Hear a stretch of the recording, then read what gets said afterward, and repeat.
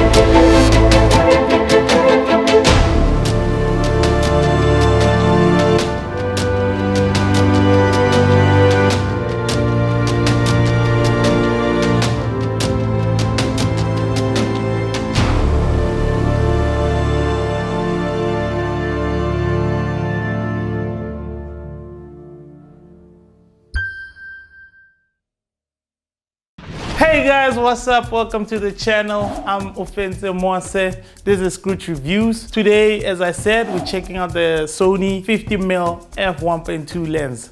That's what we use to shoot motion, starring Bridget. So yeah, literally we went out and got some beautiful pictures in and around Joburg, and we did some shots here at home as well. The film was inspired by beauty and just our surrounding. I just wanted to explore a little bit of that and using Bridget as the star of the whole thing. So yeah, I hope you guys enjoyed it. Please let me know down below in the comments what you thought of it. And yeah, let's get into chatting about this beautiful piece of glass.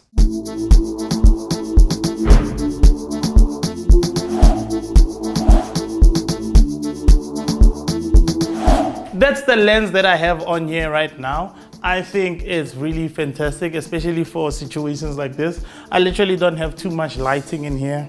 Let me show you quickly. All I have is this beautiful Bannz of mine with a very tiny light behind it, and then this for backlight. And then this is the light, check it out.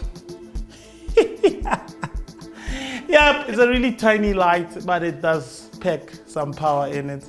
Okay, first things first, this lens is an f1.2. So basically that means this guy can literally see in the dark. Like mostly generally people get a lens that starts from like f2.8 or f3.5 or f4. Well, 2.8 is still a fast lens, but as soon as you hit f4, it starts to become like slower lenses. So this one goes all the way down to f1.2. This lens is quick. If you want to shoot at night, this is the lens that you want to get. It'll get the perfect exposure for you at night. So what I did is a 50mm lens. It's a really good lens to shoot like portraits. I know, who is it, Cedric Nzaga is his favorite lens, I'm sure. He's always shooting on a 50, and yeah, I can see why, because this lens is perfectly made for portrait photography. And even on our film, I used it a lot, you know, to shoot like very portrait-like shots, and that's the feel that I want to go for. And I feel like the lens worked really perfectly for that. It's just the right size. It's not too tight and it's not too wide. So, and in its tightness, you can still get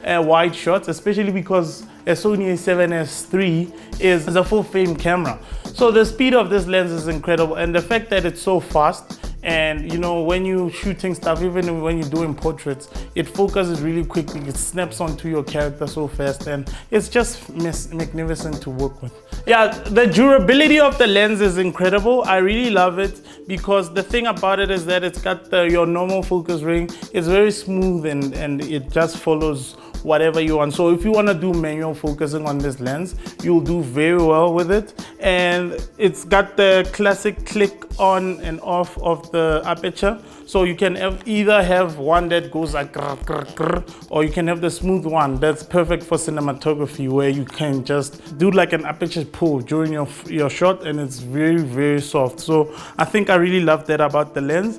And just the make is very nice. The make is rigid. It's like, it feels like a lens. I know this lens is like quite expensive, but it really, really feels like a lens when you got this on. So that's what I love about it. This lens is really sharp. Like, I enjoyed using it. Like, you know, when you have a lens, you usually, if it's like an f2 lens, you usually set it at like 2.8 or 3, just so that you can get that edge, that sharpness from the lens. This lens was insane. You might not believe me, but everything that you saw in that short film motion, it was all shot at 1.2. I literally stacked 2 filters so that I can expose during the day, because you know, when you're shooting at f1.2 and an ISO of 640, you're definitely gonna need some glass in front of your lens, and that's exactly what I did. So I stacked 2 filters together, as crazy as that sounds, and it actually helped me expose my shots. I know the thing about it is that it will make you work a little bit harder in post as well, because my filters are not IR cut. But yeah, I think it came out great. You guys can let me know what you think of the colors. I'll be able to comment on that too. So shooting at 1.2 on a 50mm during the day with so much glass in front of it just shows you how good this lens is at actually getting your focus. It snapped onto Bridget. Most of my stuff was just basically sharp, and that's perfect for me when I'm using this lens, because I don't want to have moments where my subject is too soft and I can't use the shot is too unusable. So the fact that this lens can lock onto that focus so well just makes it such a bliss to work with. Here's a few stills that I took with the lens. The lens is super sharp at f1.2 during the day. Here I had to crank up the shutter. I think I put it at like 6,000 or 8,000. I don't know. Photographers, you can let me know if that's a bad thing, but I don't think so, because it's still, you know, I know on video you'd never shoot with a 6,000 shots. Your stuff is gonna be like robot vibes in here.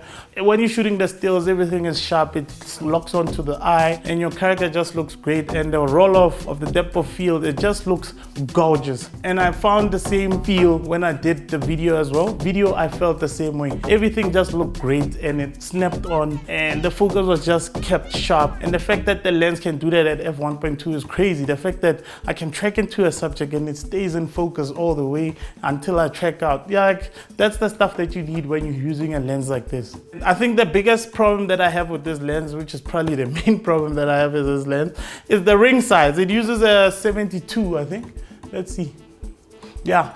The lens actually uses a 72mm ring size, which is so weird, because we hardly ever have a ring size for that, especially for filters and other stuff like that. Luckily, my matte box fits. It has a 72mm thread, so it fits nicely onto this lens, and it worked pretty perfectly for me. I feel like the lens is really good. It's very easy to use. It does what you need it to do. The autofocus snaps really nicely, and just changing your aperture as well is very smooth, so you're never in trouble and thinking too much about that stuff. Moving on to what I think everybody wants to hear is the price. So this lens costs about 37,000 rands in South Africa right now. So if you want to buy it, you can check it online. I know that's a lot, but you know, and you know, as we always compare stuff like that to like, this thing, I can get a Tez with 37,000. But the real question is, can a Tez make you $1 million though? That's the question, because I know this can make you that money. I feel the lens is worth it for how much you pay for it. It's a see-in-the-dark lens, which I think is perfect for cinematographers, especially people that like to shoot at night. So I remember I cranked this thing onto 12,800 ISO, and I was exposing stuff in the dark. I could shoot at like lower ISOs even. But what I do, I usually only shoot at like 640. So what I do is I pop a filter on. Imagine that you're putting on a filter onto your lens at night. That's how fast this lens is. So yeah, I really enjoyed shooting with it. It was incredible. And I feel like if you love 50s, this is the perfect 50 that you can get. I know it's quite expensive, but it's really worth the bang and the buck that you pay for it. Trust me on that one. So all in all, I really enjoyed using the lens. Thank you for watching the video. Let me know what else you guys want to see in the future, and I'll bring it down for you. You know what it is. This is Uncle Scrooch. This is Scrooch Reviews. Welcome. Thank you guys for watching. I'll see you on the next video. Peace out.